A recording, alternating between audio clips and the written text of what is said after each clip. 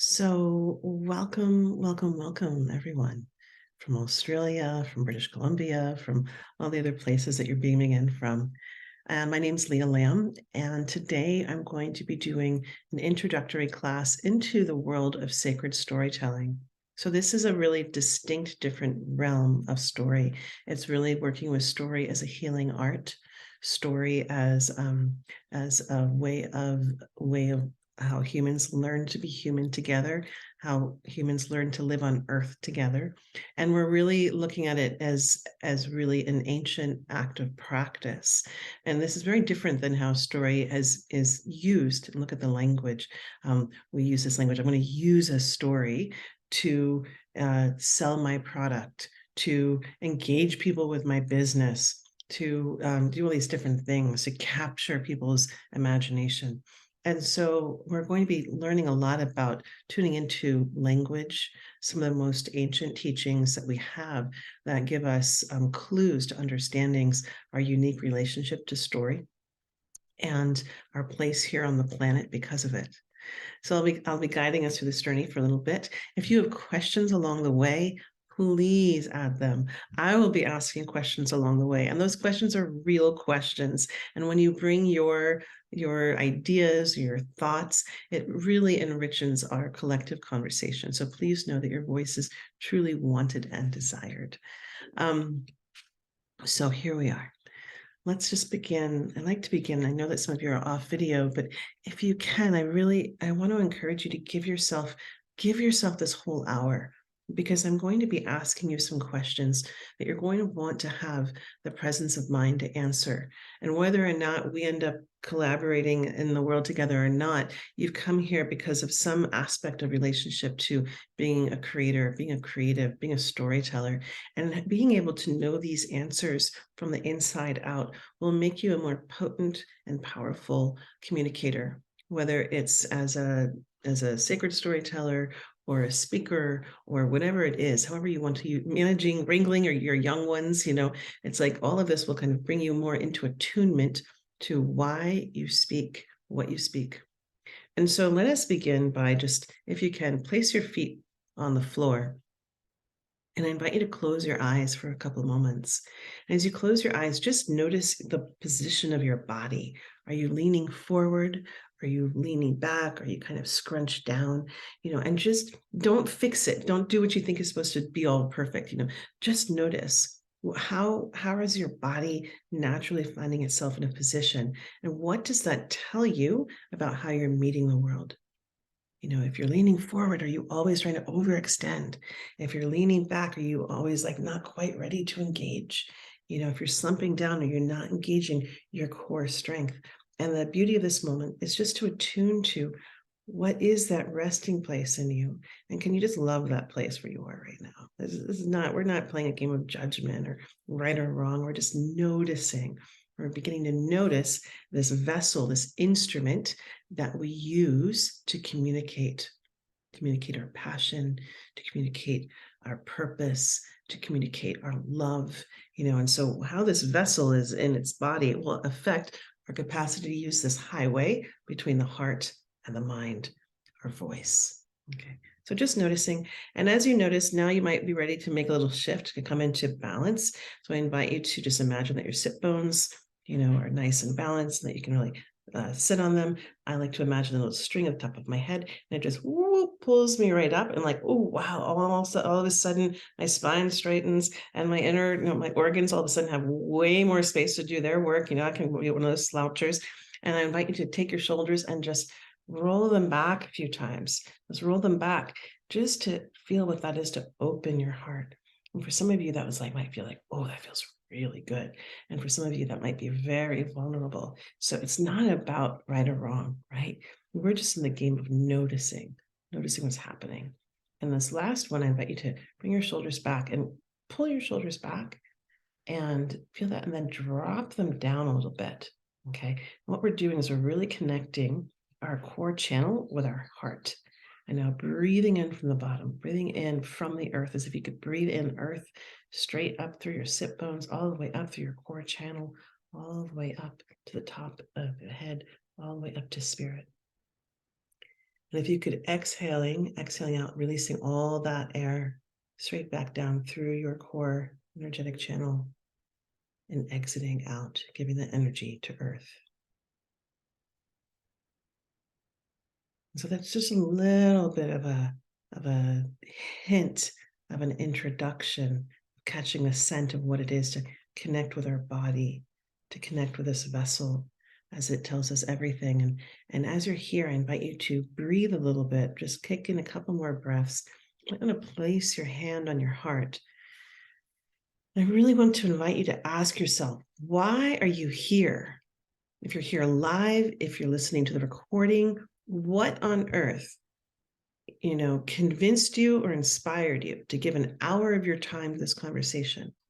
And is it because something inside of you is banging around, desperate to get out, getting up all up on those rib cages, saying that there's a story, there's stories that are inside of you that want to come out?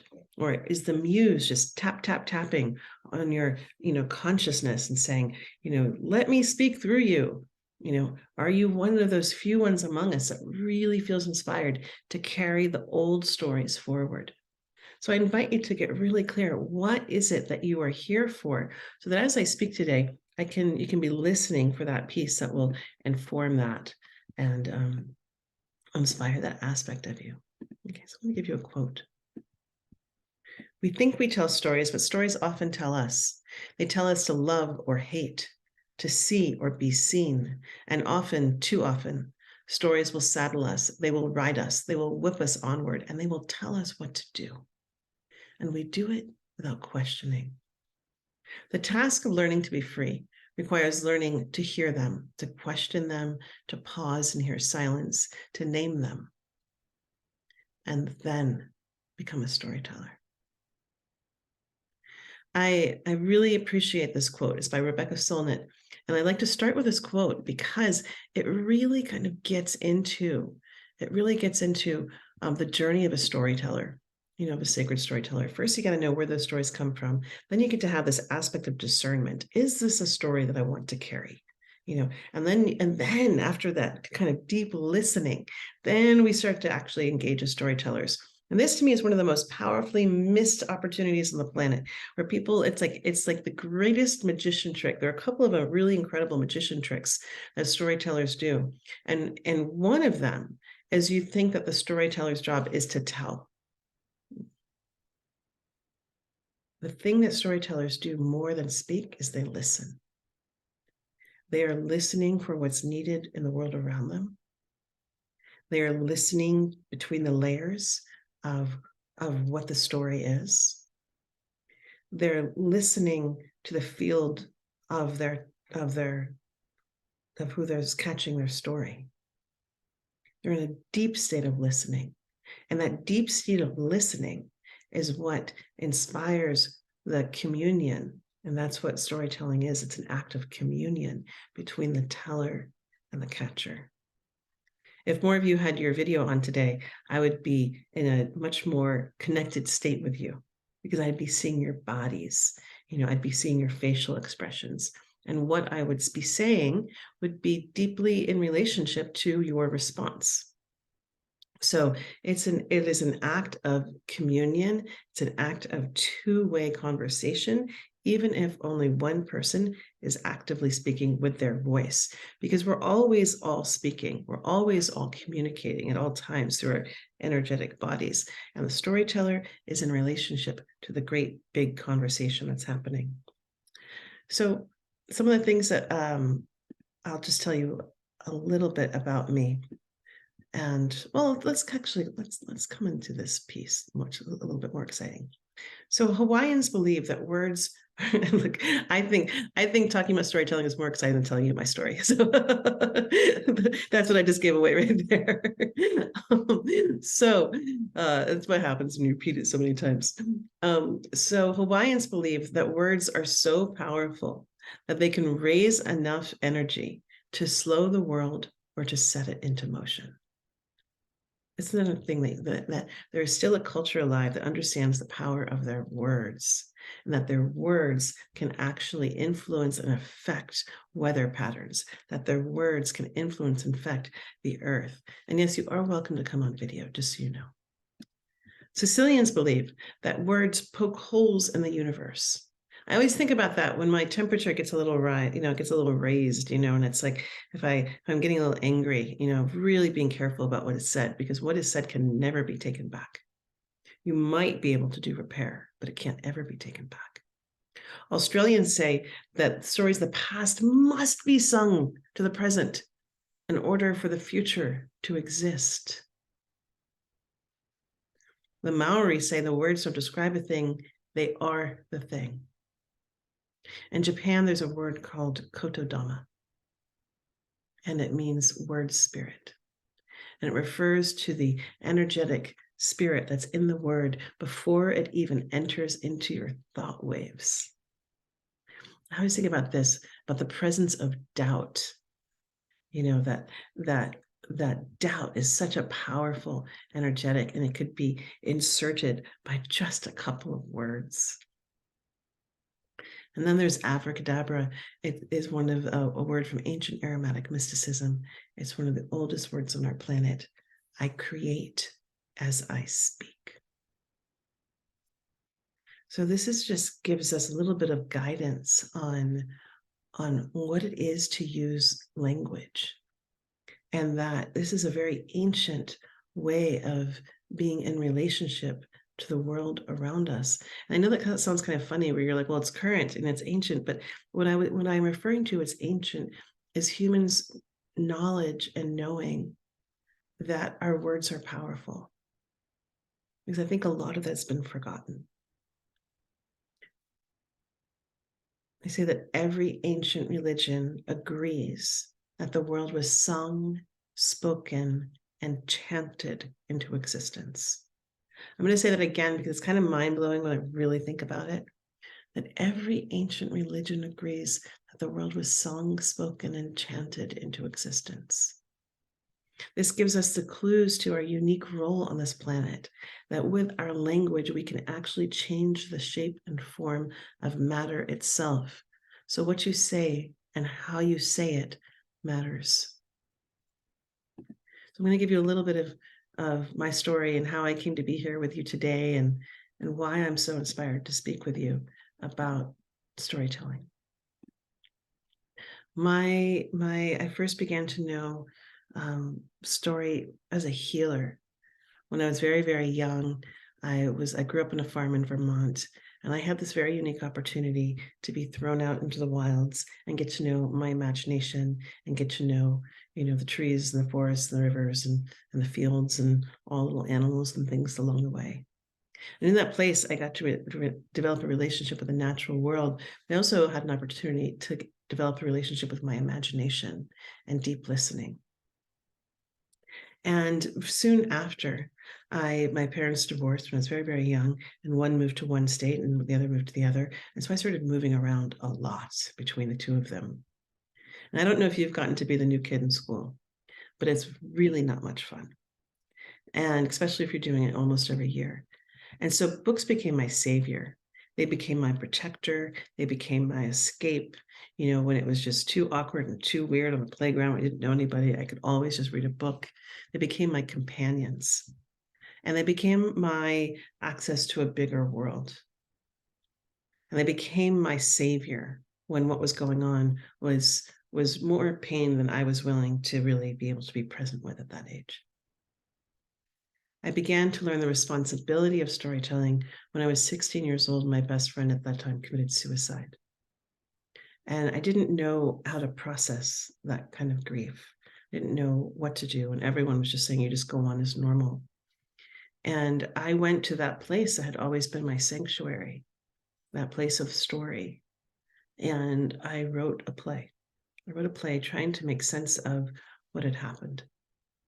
And that play actually won a position in a young playwriting festival.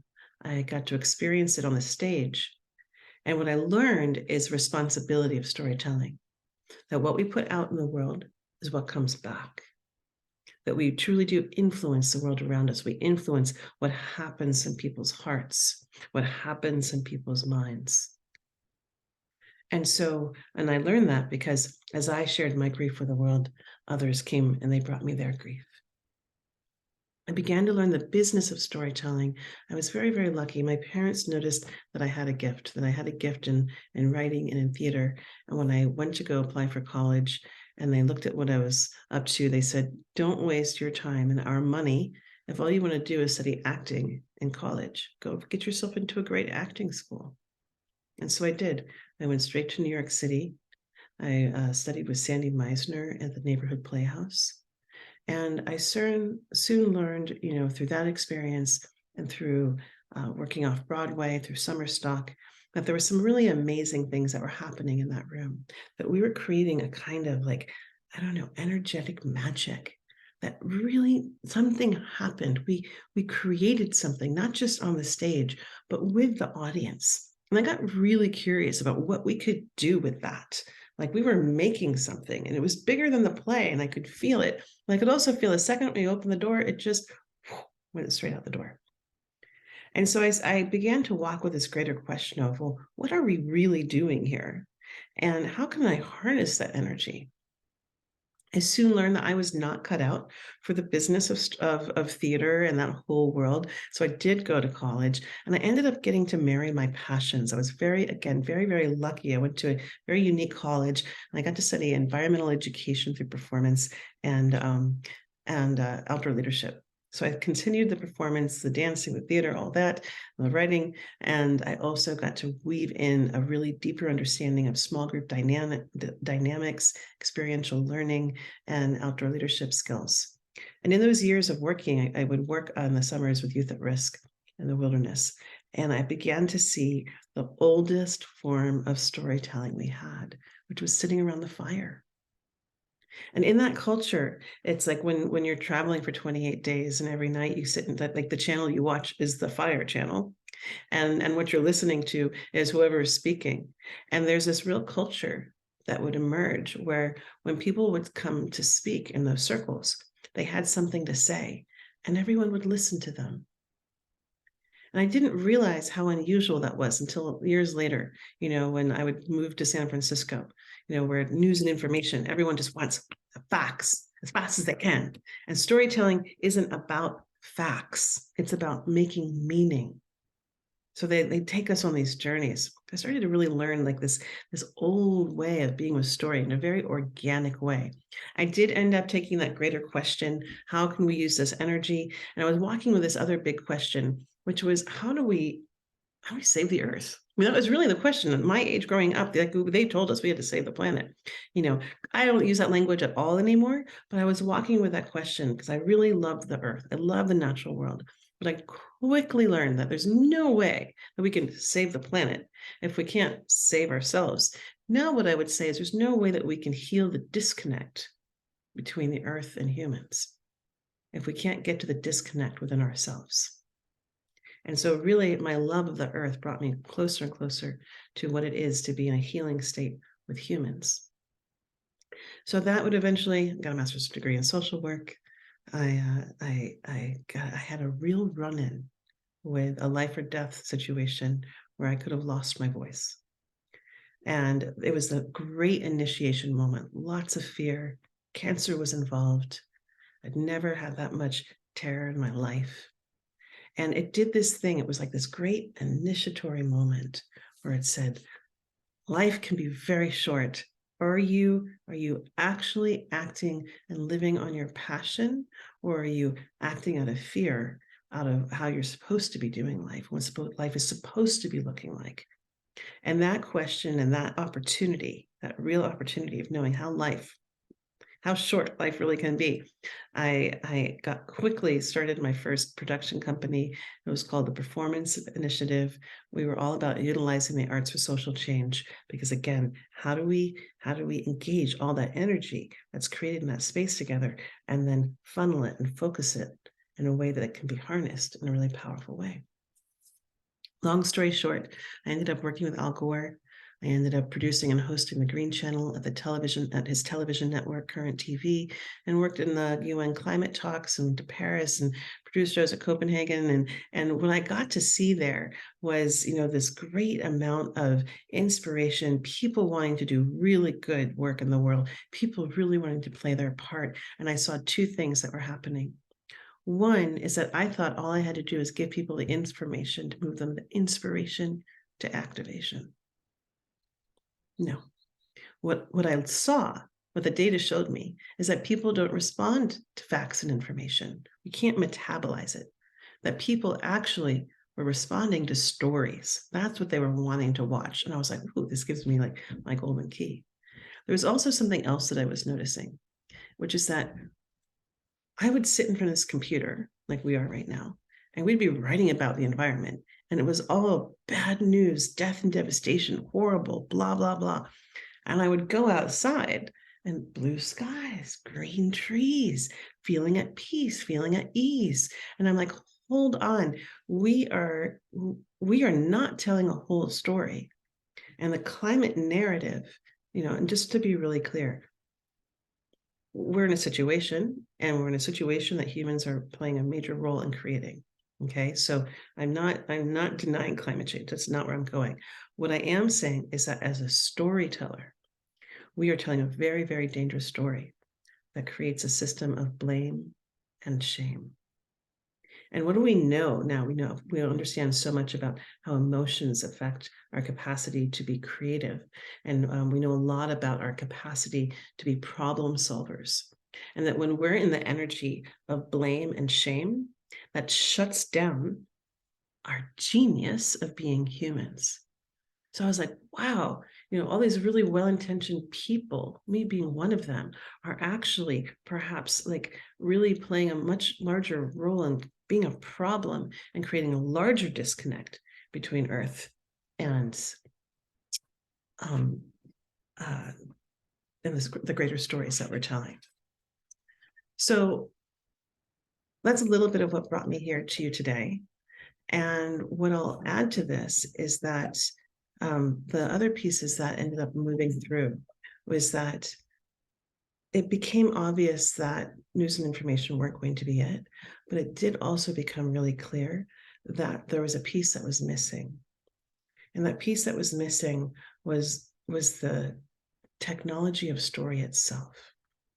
And that when we come into a field and we come into the space of creating a story, it does create a sense of deep, profound connection, not just between humans, but between humans and Earth and Spirit herself.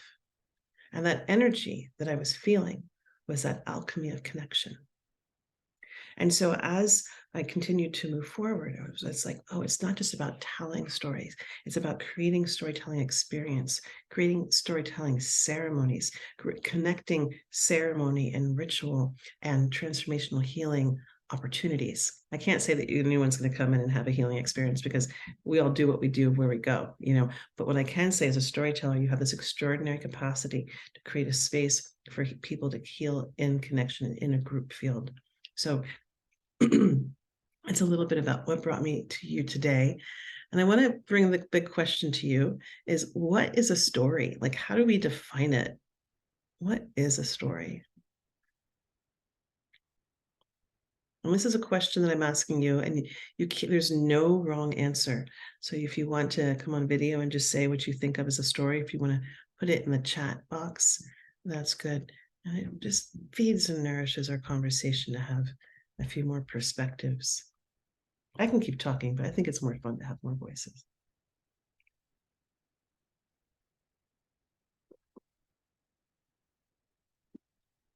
Oh gosh, you're a very quiet group. Okay, well, if you want to pop in your ideas, okay, Tracy's saying it's sharing a lived experience, right? We're sharing our wealth, and what is our wealth? It's not just the money in our banks, it's our experience in life. We've got all these wisdoms, we've learned all these things.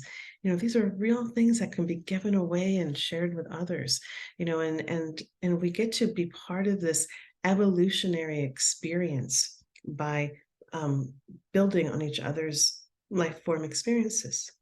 So I really thought about this during the Me Too movement, when I was reading all those stories. And so many of them were so similar. And it was devastating because I was like, gosh, if only more women had felt safe enough or understood that they weren't alone in their experience and had shared their stories, there would have been more of an understanding of what was acceptable and what wasn't.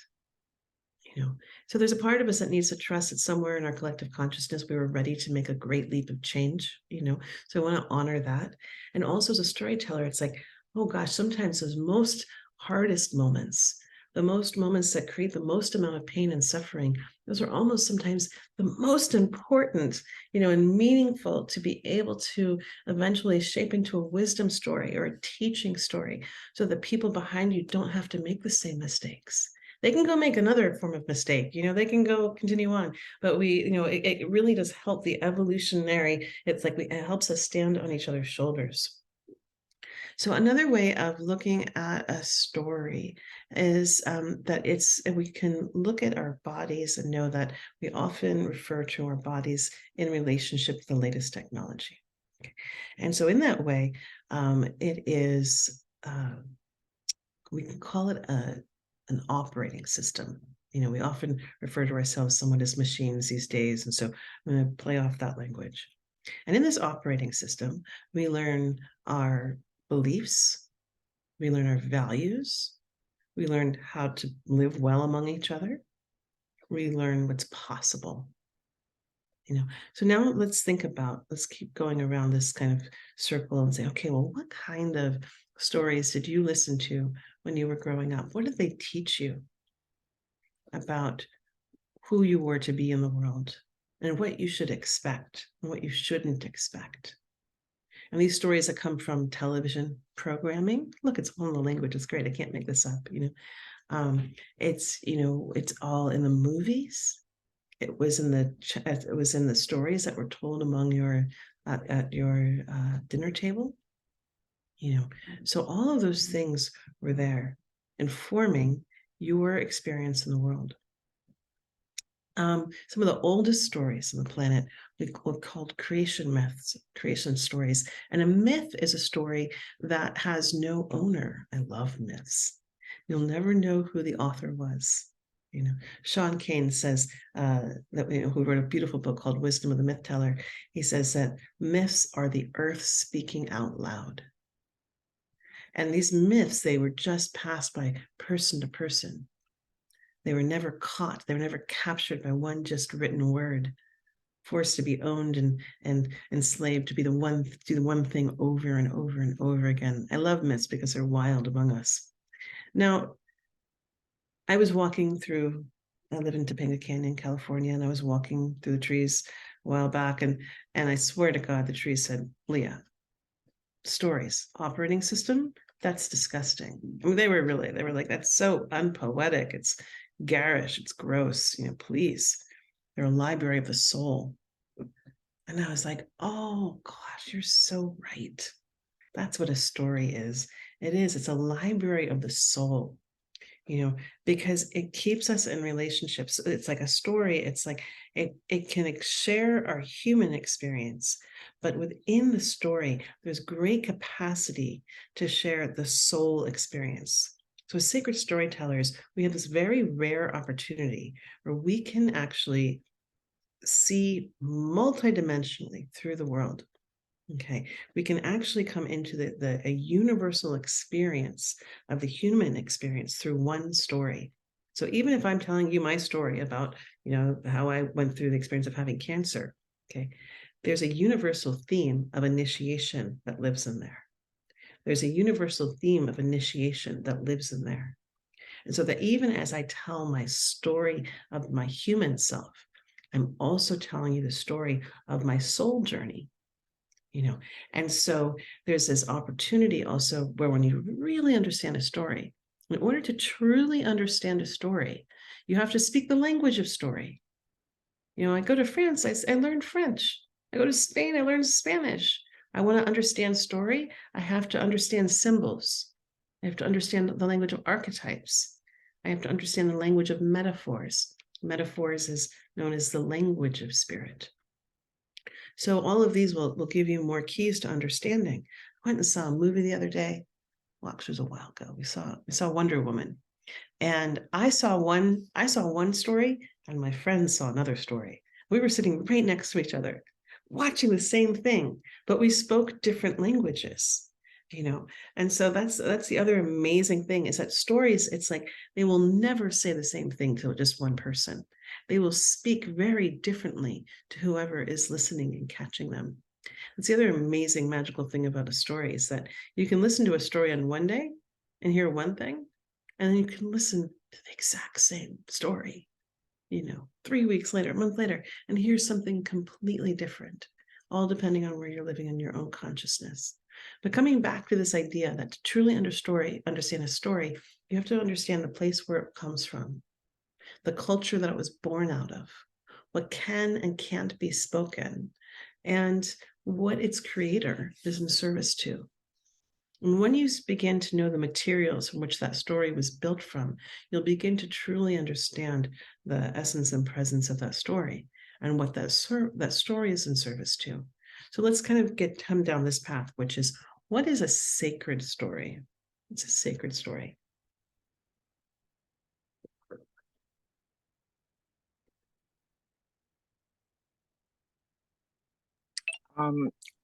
It's Tracy, and I'm sorry I'm blank because I'm out in the dark and it doesn't show up well, so I do apologize. Oh God, I love listening to you.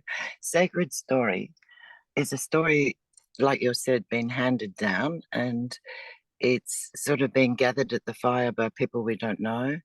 And in my experience, I guess I've just been lucky to be taught by people who understood that when I learned astrology and a few other things I've learned and been educated in, and they respected that. And my upbringing respected and changed me from school to school when Mum decided that they didn't know how to teach us. And so in some way I've been stood in good stead. But it's my body, and this is why I'm loving what you're talking, because no one taught me that it was in my body. And so I nearly wrecked my body, and I've come to learn, I almost want to cry, because working with you and one or two others I found, you know that, and it's helping bring this story. Like when I sit with you guys, you and one or two others, I can feel me drop into my body, and it's, it almost makes me cry because it's so real. And that's what I'm almost blown out by, how very real it is and how very important it is how I choose my words. And in some way I knew that as a consultant, listening to my clients, and I learned how to listen to the symbolism in their body, etc., etc. But I didn't know how to do it for myself, and sometimes I'm embarrassed about that, but I know not to be. And Tracy, just so that we have enough time for everyone to sorry. come. Yep. No, it's okay. I so appreciate your passion and your commitment. And one of the things that really landed in me, which you just shared, you just shared so much, and thank you. But just that aspect of that story lives in the body. That story lives in our body. It lives in our bones. It lives, when people come to me and they're like, well, teach me how to do storytelling. The first thing that I have people do is study a bunch of origin stories. If someone ever gives you 6 bullet points and says, this is how you tell a story, I invite you to consider the distinction between a living story and a cloned story. And the thing is that people have gotten very, very clever. We're so clever. And we understood that there are certain aspects of story, there are certain rhythms that engage the human mind where we can't outrun our biology. And so like when exactly moving images, it activates our peripheral vision, which is how our version of humans got to be here, because we saw the dinosaur running around and we went into state of fight or flight, and the adrenaline pumped and we ran even faster out of the way and we survived, but we were not doing critical thinking. We were not doing reflective, constructive, consideration. We were just like, live, it puts us into survival mode. Okay. So There's certain aspects of story that do the same thing, where there are ways that our mind can be manipulated to have to continue to focus on it. And some people have gotten very clever and they know how to do that. So it will smell like a story, it will feel like a story, it will act like a story, but it's actually a clone, because there's no soul in it, there's no spirit in it. Okay, so this gets us back to a little bit like, okay, what is a sacred story? Anyone else have any ideas about what a sacred story is? We got this thing that it's something that's living inside of us, that has a life in it. So when we're calling something sacred, we're saying that I see the life in you. I honor the divinity in you. So when we're saying that something's a sacred story, we're saying that, oh, I see that there's a life inside the story. And the way that I've come to understand this is that, look, a lot of us agree this is a body and there's a soul that gets to hang out in it, right? And gets to be expressed through it. And as I've come to understand stories, so this is the vehicle for my soul. That story is the vehicle for spirit. And that's those spirits can come and they can live among us, they can guide us, they can come through us through stories. I often, like when I do have the hardest time, when I really need some guidance and some insight, and I need an escape from my ego or whatever got triggered or whatever core wounding was there, I will often go straight to story, because to me it's the fastest escape and the quickest way into a relationship with spirit, where spirit can guide and spirit can inform. You tell me the story, because I know what I'm stuck in. So like, you tell me another way. And it can be incredible what can be discovered in this way.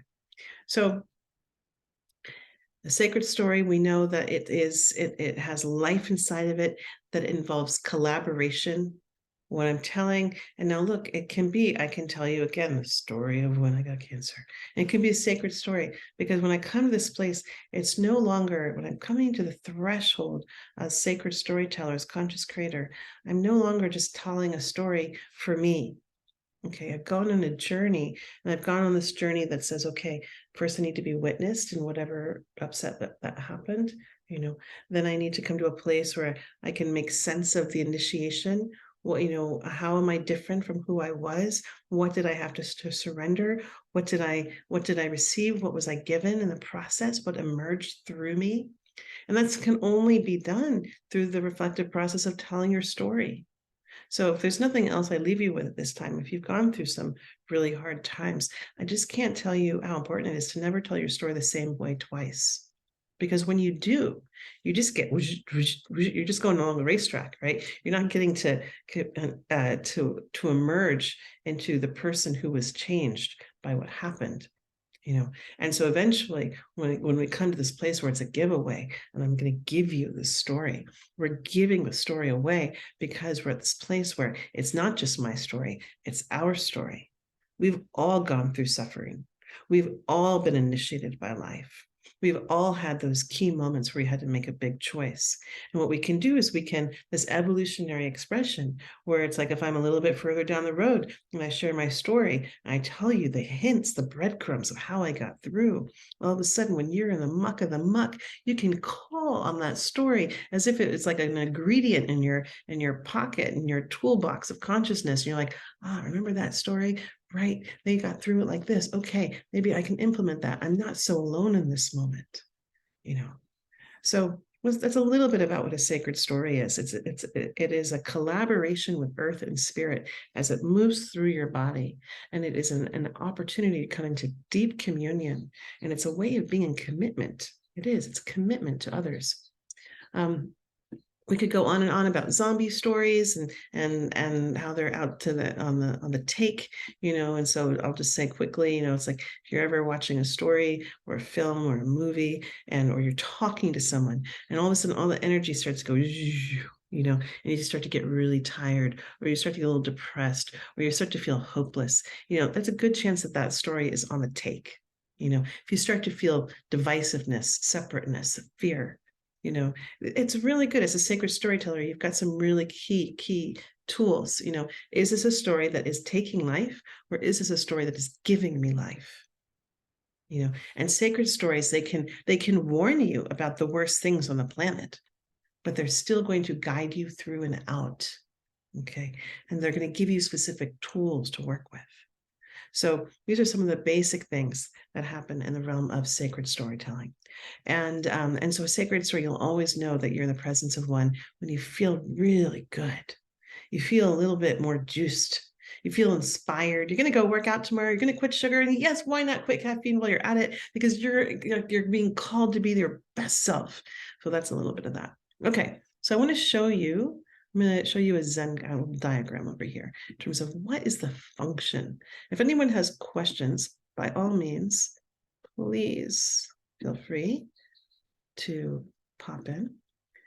I'm going to show you a little bit about the function of storytelling. I'll show you the journey of a sacred storyteller, and then we will get to share a couple more things together. So in terms of what does storytelling do, like at its absolute best, and it doesn't sell things. It can be used like that. And if you really want to get into the etymology of use, if you follow the words and the letters, it will bring you back to a word that's very close to slavery. Kind of a trip. And so I always think about that. Like, I wouldn't want to enslave a story, because if I enslave a story, it's not going to give me the goods. It's not going to give me its genius, its wisdom. It's not going to connect me to the muse or to my ancestors or to the unseen world. It's going to give me the bare minimum, And so I think about that in advertising. How many commercials do you remember? A lot of them will use story to like suck you in and draw you in and make you feel a little bit less of yourself so that you get their product, because then you'll be wonderful, But how many of you actually remember those stories? And that's a really great hint also, in terms of good indicators. Is this a story that gives me life and leaves me with a memory, or does it do something else? Okay, so here's what a sacred story will often do. We talked about this. It creates connection. But it creates connection in some really wild ways, in some pretty magical ways. So let's go on a little journey. Now we'll go on this journey together. So once upon a time, in a land not so far away, in a time not so long ago, very, very, very deep, deep, deep in the ocean blue, there was a great big tree. And this tree grew tall, grew so tall, that the very tippy top of it reached the very surface of the ocean. And through its great, beautiful branches that swayed in the water were lots of little fairies all throughout. And each fairy would blow a little bubble. And when that bubble burst, golden dust would fill all the limbs of the tree, settling down through to the very bottom of the trunk of that tree, the bottom of the earth. Okay. So how many of you were able to see that image? And as you saw that image, there were a couple of things that were happening. I'm seeing a lot of thumbs up. Okay, great. So the frontal lobe of my brain was going beep, beep, beep, beep. It was getting super active. If they put an EKG on me, they'd be like, look at that. Wow, her frontal lobe is getting super active as she creates those images and communicates them. But here's what's really trippy. The same frontal lobe of your brain was also getting super activated, because we were traveling together to this place. So we location traveled, we reality bended, we built a whole new world. We traveled, we did all these things. We didn't need VR, we didn't need anything. We used the most ancient technology that humans have, which is still very mysterious and rather magical, and what I'm calling magical, Stanford calls neural coupling. And they've done a lot of research about what happens in terms of how our brains and our hearts connect through this experience of being in a story together. So it really, truly builds connection. I really believe it also sets you onto the path of being an elder. Because when you come to this place of being a conscious creator, you're really thinking, well, what are the stories I'm going to leave behind? What kind of story would I tell that could be told over and over and over again? And this is kind of a trip, because it's like we have stories among us that are over 4,000 years old. The statues will eventually fall, the houses will fall, the cars will rust, but your story might be carried further than you could ever possibly imagine. It gives a sense of belonging. So many times we see that, so people will think that they're alone in their own circumstance or situation, and then someone else is brave enough to share their own story. And all of a sudden, oh my gosh, we're feeling that connection. We're not alone. Oh, wow, someone else is experiencing what I'm experiencing. It brings that capacity for healing. And I shared a little bit about that in terms of that journey that we can take, especially when we've had traumatic experiences. It builds bridges. There's some beautiful research that was done, particularly around people of different sexual identities and belief systems around it and acceptance around it. And they took a group that had very firm and clear beliefs that they were that they did not accept people that did not have that had sexual identities outside of the norm of heterosexuality. And they showed them a bunch of TV shows. And these TV shows were all featuring people of different sexual identities, where they got to see the world from their point of view. So we weren't hearing stories about them, we were hearing stories from them. And after like 2 shows, they would start to be open. After 3 or 4 shows, they would have a very different perspective. And so storytelling, without trying to force your opinion on someone else, you can build a bridge into another world where someone can have their own opportunity inside that world through a story. To me, storytelling is one of the greatest acts of love I know. In order to come to the threshold of telling a story, it takes a lot of courage. It takes a lot of commitment. It takes a lot. And that to me is like, it's an act of love. And I've never, ever heard a story from someone and not fallen in love with them. And I've never, ever told a story to a room of people and not fallen in love with the people who I'm telling the story with, because it's this really beautiful co-creation experience. And so that is a little bit of the alchemy of, what is storytelling? What is power? What is it doing? The other thing that I'll just bring to you, I'm not gonna go through all that. But I'll show you a little bit about the journey, right? Paulo Coelho's books, right? When it comes to sacred stories. I hope I pronounced his name right. I'll show you just a little bit about the journey of the sacred storyteller, and then I'll tell you a story. How about that? That could be kind of fun. All right. So the journey of a storyteller is, so I'm just going to put you back up here.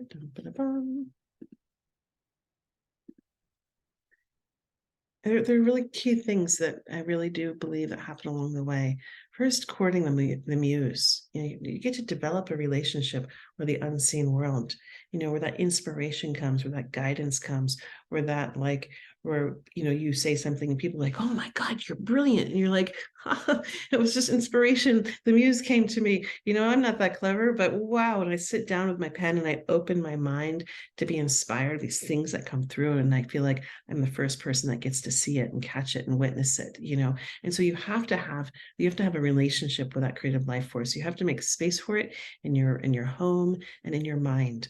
And that is the path to psychic silence. So that courting the muse, that means you have a writing practice, or you take classes every week, or you do something where you make space.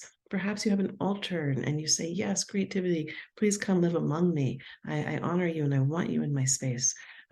You might have a path to psychic silence. That's you got to have the space in your mind to catch the inspiration. So if you're like, my family, my brother, my boyfriend, girlfriend, blah, blah, blah, blah, and like that's all the noise in your head. Well, how does the muse get through to your inspiration? So you got to have a way of clearing the mind, the static of the mind, so you can catch that inspiration.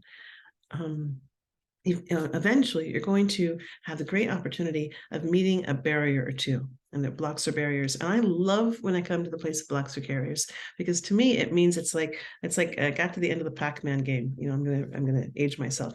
Pac-Man, that was the last time I played a video game. But you get to the end, and then you up level, to the next level, right? And it gets harder. And that's what a block or barrier usually is in my world, where it's like, okay, I've gotten to this barrier, and this is an initiatory moment, and it's saying in order to pass through, you're going to have to strengthen something. You're going to have to release something. Something is in the way of you continuing in the way that you most want to. And so these are profound opportunities. You're going to have to understand the stories from where you came from. If you don't know where you came from, it's really hard to know where you are and where you're going. And having that context, you're calling on the roots of your old stories. You're going to have to understand what you're made of. What are the stories that made you?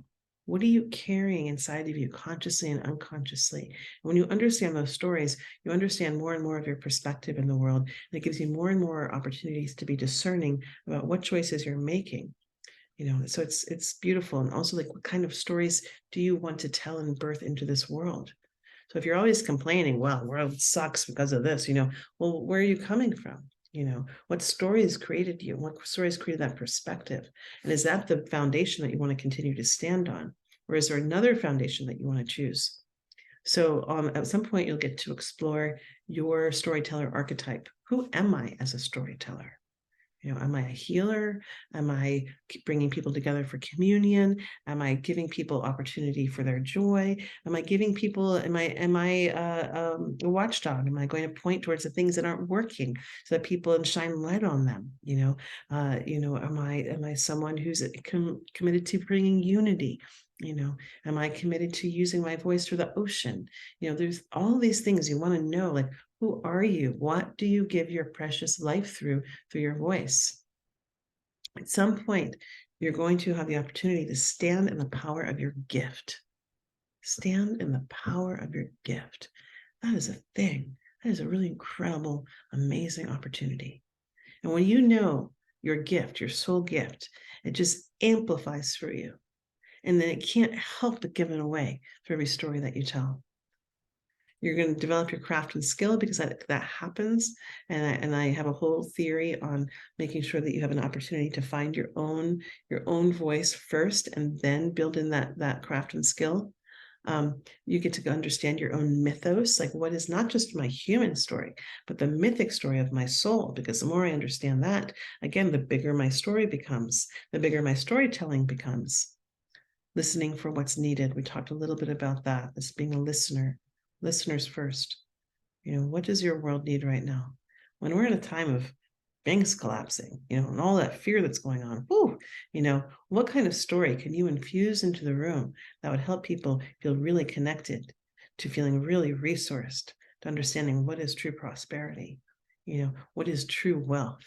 These are the things that you can do as a storyteller. So you can bring people back to their center by being very assertive. And again, you're acting as a guide. You're acting as a leader when you're doing this kind of profound listening. Alchemizing your stories into medicine. We talked a little bit about that before. And then, coming to the threshold and giving your gift away. That's a little bit of the gift of the story. So are there any questions? Okay, so that is our class for today. What I'm going to, if you feel complete, then I will wish you adieu, and that is that. If you want to understand a little bit more about opportunities of being with me, and you're welcome, Deborah. If you want studying with me and learning more about the School for Sacred Storytelling, I'm going to take about 5 more minutes, and I'm going to share about that. And then at the very end, I'll do a giveaway of a very short story that was given to me many years ago. So what's coming up, if you just, like, if you were there and you're like, this idea of what is it to be a sacred storyteller, and what is it particularly to be someone who is building the future through every story I tell. That's what we do as visionaries, as storytellers. We're building worlds. And I would say that right now we're in a bit of a situation where our future's been hijacked. And I say that because I have been exposed, I don't know about you, but I've been exposed to way too many movies and way too many stories that show me nothing but death and destruction in the future. And I feel like this is very dangerous. That's called spell casting. Okay, because this is what's real right now, right here. This is what's real. The rest is a possibility. It's an opportunity. And so I teach 5 different kinds of storytelling modalities in the School for Sacred Storytelling. And Vision Stories is a very rare class. I absolutely adore this class. And I teach a modality that you can do with yourself, or you can actually do in a community. It's great for teachers, for facilitators, for business people, where you really want to get into a group field and really call on the collective genius that's among you. And it's a very inspired and inspiring way of being with others, and it's a way to really tap into the also like getting out of the human ego that we know all the answers, and to step into that place of truly being inspired. So this class will teach you about deep listening, reflecting, being in relationship with your mythic imagination, and also like what is it to be a visionary?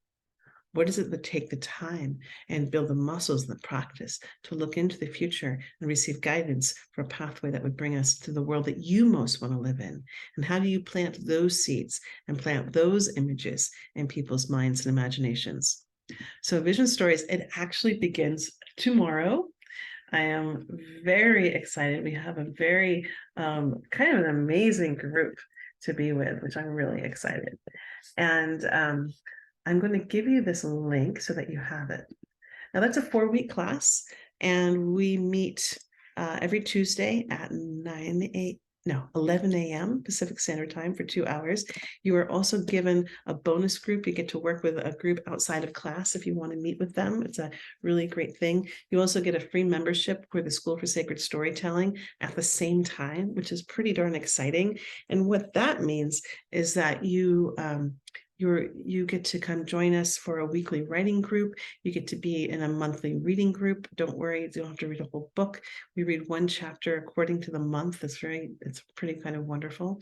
Um, and and then you also get to be part of our live podcast. So live being with luminary visionaries who I'm interviewing in real time, and you get exclusive access as being part of our community to be live in conversation at the same time. So that's coming up. That's Vision Stories. That's tomorrow. So if you want to join us, this is your moment. And if you're saying, well, Jews, I want Jews, I don't know what that means, but I'm like, well, geez, I can't come to that class.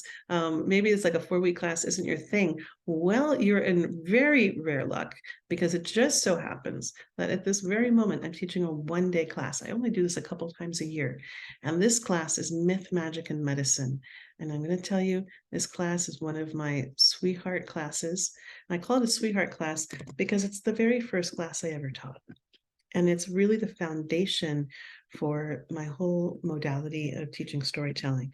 And so in this class, it's on Saturday, you're going to learn a lot. You're going to go through the process of myth, magic, and medicine, understanding yourself as a storyteller, understanding stories, understanding yourself as a magician, as being able to shift and transform and change stories, and then understanding yourself as being able to give and receive medicine through the expression of telling story.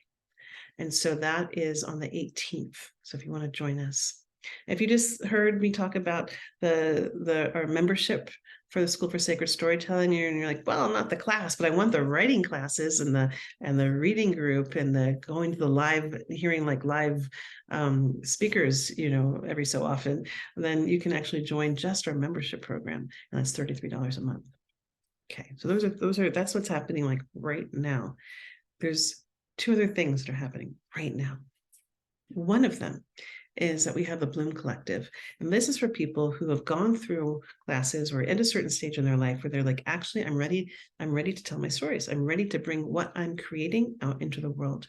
And the Bloom Collective is not just for storytellers and writers, but it's actually for all creatives, anyone that's creating something and really wants a community to support them and hold them accountable while you're also doing some basic skill building. It's an incredible group.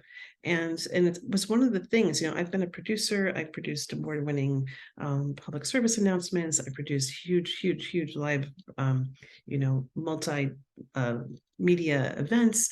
I've produced films.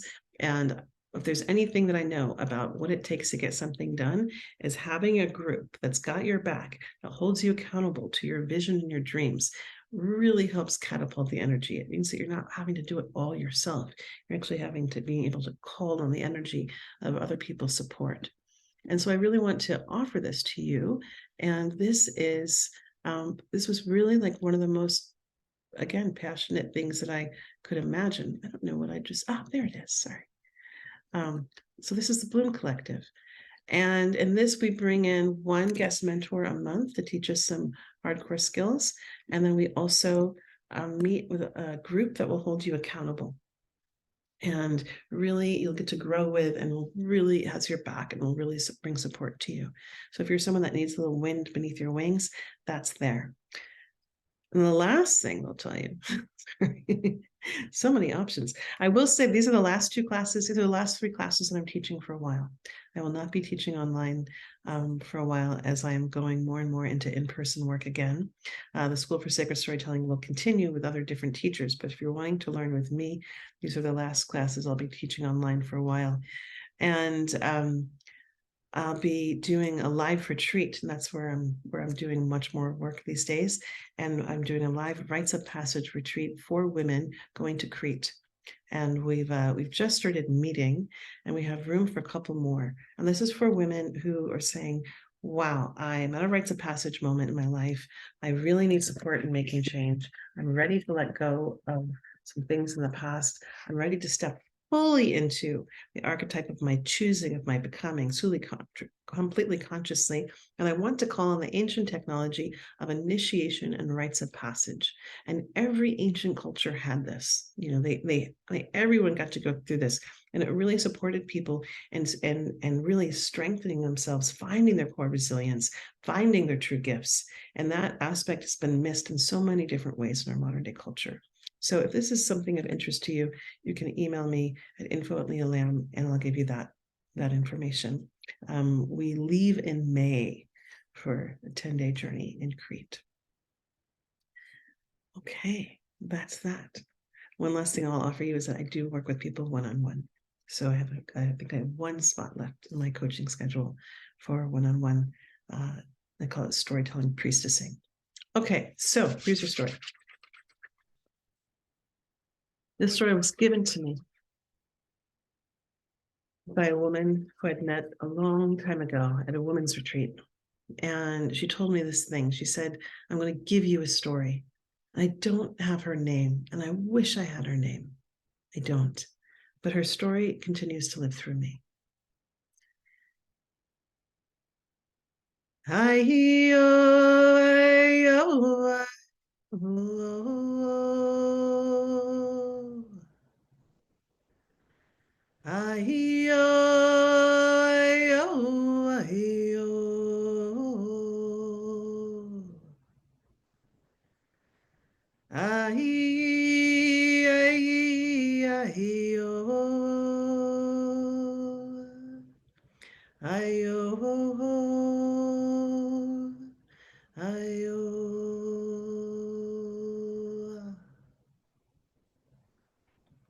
The story begins in a cell in Auschwitz, and there were 6 women that were there. And they were beginning to be rather exhausted and depleted, like at the soul level. And this one woman could see that they weren't going to make it, that they weren't going to survive with this kind of hunger. And so she took the one thing left of value that she had, of physical value. It was her wedding ring, and she had sewed it into her jacket.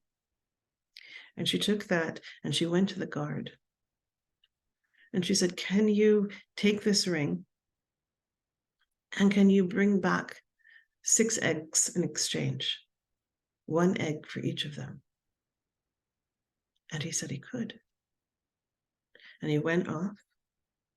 And when he came back, he had a basket of eggs, but he said he couldn't find 6.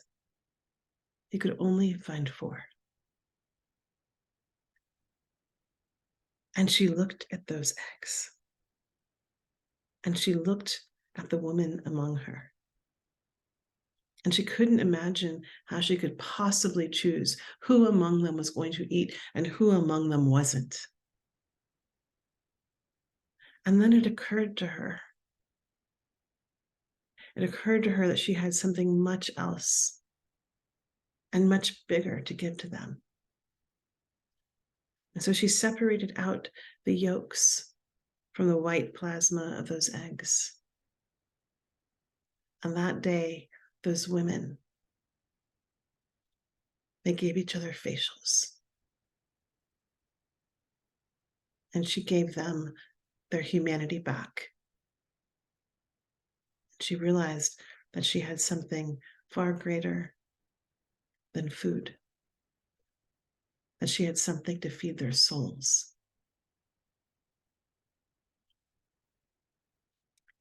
So I offer you that story to carry with you into the world. And may you carry all good stories that nourish you and nourish those around you. And I'm going to turn off the recording now. And if you have any questions, I can stay on for another moment. And otherwise, I look forward to seeing you at some point in the storytelling realm. Have a great day.